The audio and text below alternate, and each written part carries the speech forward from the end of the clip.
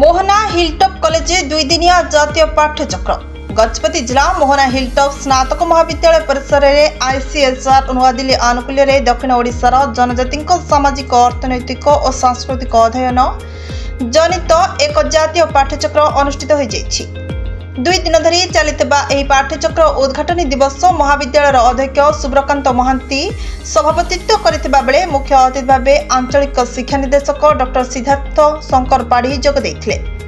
मुख्य वक्ता भाव आईसीएचआर सदस्य प्रोफेसर डॉक्टर हरिहर पंडा, सम्मानित अतिथि पूर्णचंद्र महापात्र, माध्यमिक उच्च शिक्षा निर्देशक सुशांत कुमार दास जोग देथिले।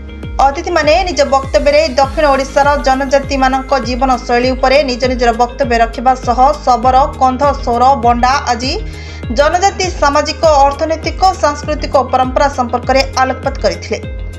एही अवसर में जीवनव्यापी समाधान पई पूर्णचंद्र महापात्र को संबोधित करा जायतिला। उद्यापनी समारोह में मुख्य अतिथि भाव अवसरप्राप्त इतिहास विभाग अध्यापक डॉक्टर रामचंद्र मिश्र, मुख्य वक्ता कलिकता प्रेसिडेंसी महाविद्यालय अध्यापक डॉक्टर मोहितोष मंडल, सम्मानित अतिथि आईसीएचआर सदस्य श्री पंडा, अवसरप्राप्त अध्यक्ष तथा संस्कृति गवेषक डॉक्टर दुर्गामाधव नंद, हिलटॉप युक्त 2 इतिहास विभाग वरिष्ठ अध्यापक भगवान विषय प्रमुख जोग देथिले।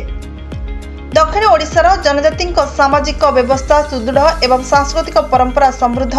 वर्तमान जनजाति गोष्ठी मध्यरु अनेक लोक आधुनिकता माध्यम प्रवेश करथिले मध्य सेमाने चाली चलनी संस्कृति और परंपरा को सेमाने त्याग करि नाहंती।